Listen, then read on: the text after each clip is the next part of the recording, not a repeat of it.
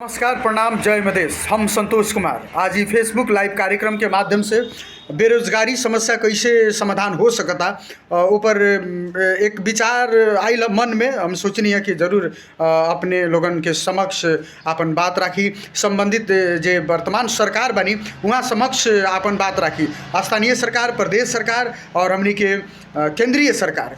हम ये जरूर कहे के चाहेम कि जौन अभी उद्योग कल कारखाना सब बाटे हमनी के देश नेपाल में, चाहे वीरगंज, काठमांडू, पोखरा, विराटनगर, जहाँ भी बा, गांव ठाव शहर जहाँ भी बाटे कल कारखाना सब बा, उद्योग सब बाटे, तो पहले प्राथमिकता यहाँ रहल जे भी कल कारखाना उद्योग सब बाटे, पहले प्राथमिकता जहाँ उद्योग बा, जहाँ कल कारखाना बा, वहाँ के लोग के देवे के पड़ल। यहाँ का बाटे कि काम करे तो हमनी के काम करे के चाहत आनी सन, काम खोजे जात आनी सन, लेकिन वहाँ काम ना मिली, काम नहीं खे, माने विभिन्न किस्म के बात आवत आटे।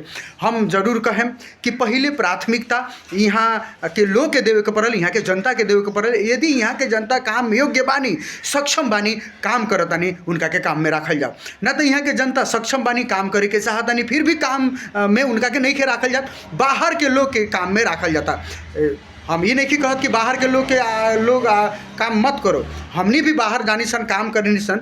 जैसे हम भी काम के सिलसिला में बॉम्बे निरंतर हमार आना जाना रहेला, वहाँ हमने देखले बानी सन कि एगो उदाहरण हम बताओ तनी। बस के ही बात करतानी, सरकारी बस भइल या प्राइवेट बस भइल, तो वहाँ बस ड्राइवर से लेकर के बस स्टाफ्स, कंडक्टर वगैरह, वहाँ के लोग, यानी पहले महाराष्ट्र के लोग के प्राथमिकता बा, पहले महाराष्ट्र के लोग काम करी। यदि वहाँ माने और भी जनशक्ति की आवश्यकता बा तो बाहर के लोग जाके वहाँ काम करेला, चाहे दिल्ली भइल या गोरखपुर भइल या और जगह के लोग जाके वहाँ काम करेला। लेकिन पहले स्थानीय लोग के प्राथमिकता देहल जाला। हम एगो उदाहरण बतैनी है, बॉम्बे के उदाहरण, कि वहाँ जो भी कल कारखाना बा, जो भी प्राइवेट बा या सरकारी बाटे, तो वहाँ के लोग के पहले प्राथमिकता देहल जाला, यानी काम में रखल जाला। और हमनी के देश नेपाल में का बाटे कि यहाँ तो ढेर सारा उद्योग कल कारखाना बाटे, लेकिन पहले प्राथमिकता यहाँ के जनता के ना देहल जाला, यहाँ के जनशक्ति के ना देहल जाला। पहले प्राथमिकता है बाहर के लोग आई काम करी। हमार शर्त बा कि यदि यहाँ के लोग काम करतनी, नियम अनुसार काम नहीं की करत, अपन ड्यूटी सही तरीका से नहीं की निर्वाह करत, ईमानदारी से काम नहीं की करत, तो उनका के हमनी हटावल जाए, उनका ऊपर कानूनी कार्रवाई करी जाए, उनका जगह पर दोसर ले आवल जाए। लेकिन यहाँ के लोग ईमानदारी पूर्वक काम करे के चाहतानी, ड्यूटी करे के चाहतानी, योग्य बानी, सक्षम बानी, दक्ष बानी, फिर भी यहाँ के लोग के पहिल का प्राथमिकता यहाँ के कल कारखाना, यहाँ के उद्योग धंधा नहीं के दे। यानी उदाहरण ढेर सारा बा, यहाँ के जनता से भी अपने लोगन पूछ सकतानी। तो हम ये वीडियो के माध्यम से आग्रह करे के चाहें कि जितना भी उद्योग कल कारखाना हमनी के देश में बाटे, तो पहले अपन देश के लोग के प्राथमिकता देहल जाओ, अपना देश के लोग के काम में लगावल जाओ। यदि अपना देश के लोग काम करे नहीं की चाहत, या योग्य नहीं की, या सक्षम नहीं की, दक्ष नहीं की, तो हमने कहीं से भी जनशक्ति मंगा सकल जाता। लेकिन पहिल का प्राथमिकता जहाँ कल कारखाना बा, जहाँ उद्योग बाटे, वहाँ के लोग के ही देवे के पड़ल, तब जाके बेरोजगारी समस्या कुछ हद तक समाधान हुई। और ये पर हमनी के कार्यक्रम में विभिन्न जनता कहनी कि हमारा गाँव में हई उद्योग बाटे कल कारखाना बा, हमारा शहर में हई उद्योग कल कारखाना बा, हमारा जिला में ही हई उद्योग कल कारखाना बा, हमनी गईनी ऐसा हमनी के काम में ना राखल गई। तो ये बहुत दुख के बात बाटे।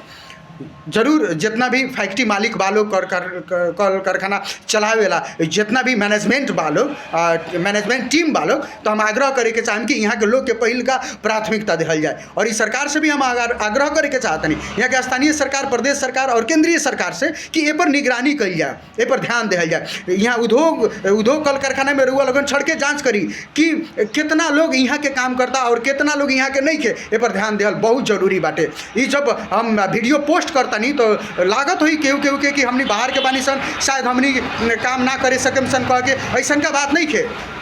लेकिन बात ही बा कि पहले प्राथमिकता जहाँ उद्योग बा वहाँ के लोग के देवे के पड़ल, ओकरा बाद यदि जगह बाटे, खाली बाटे, तो हमने कहीं से भी कहीं जा कर के काम कर सकतानी सन। ऐसे देश विदेश जाके हमने काम करे नहीं सन। हमनी के देश नेपाल के जनता भी विश्व के बहुत जगह में काम करतानी, तो विश्व के भी जनता हमनी के देश में काम कर सकतानी। लेकिन पहिल का प्राथमिकता जितना भी उद्योग कल कारखाना बा, उ लोग के पहिल का दायित्व बनता कि जहाँ उद्योग बा, जहाँ कल कारखाना बा, वहाँ के लोग के पहले काम के ऑफर देवे के पड़ल, काम में बुलावे के पड़ल और उ लोग काम ईमानदारी से करता, दक्ष बानी, तो उ लोग के माने कोनो अनावश्यक लालचना लगा करके ना हटावे के पड़ल। हमारे ये आग्रह बाटे और यह वीडियो के माध्यम से हम फिर से कहे के चाहें कि चीनी मिल, वीरगंज चीनी मिल अब खुली, नया सरकार बनल, अब बढ़िया हुई। बहुत लोग के मन में ये चीज़ बाटे, तो यहाँ के परसा जिला के चारू सांसद और 12 जिला के चारू सांसद से फिर से आग्रह करे के चाहतनी कि वीरगंज चीनी मिल खुलता तो हजारों हजार लोग के काम मिली। यहाँ 12 परसा रौतहट तक के किसान खुशहाल होके रोजगारी सृजना हुई। तो बंद उद्योग भी खोले के पड़ल और यहाँ उद्योग जौन बा, यहाँ उद्योग जौन कल कारखाना बा, तो यहाँ के जनता के पहले प्राथमिकता देवे के पड़ल। यदि हमनी के जनशक्ति अभाव होता या काम करे वाला व्यक्ति के कमी पड़ता तो हमनी कहीं से भी मंगा सकता निसन, कहीं से भी बुला सकता निसन। तो ये वीडियो के माध्यम से पुनः हम आग्रह करे के चाहें कि जितना भी उद्योगपति बालोग ये बात पर ध्यान दी लोगन कि पहले प्राथमिकता जहाँ उद्योग बाटे वहाँ के लोग के देवे के पड़ल, वहाँ के लोग के काम करे के मौका देवे के पड़ल। ये वीडियो के माध्यम से यह आग्रह और अनुरोध बा और वर्तमान सरकार से बहुत बड़ा उम्मीद बाटे, बहुत बड़ा सपना बा। सरकार जरूर इस बात पर रुआ ध्यान केंद्रित करी, इस बात पर रुआ जरूर ध्यान देहल जाए। आवेला वीडियो के साथ विभिन्न बात अपने के साथ। नमस्कार, प्रणाम, जय मधेश।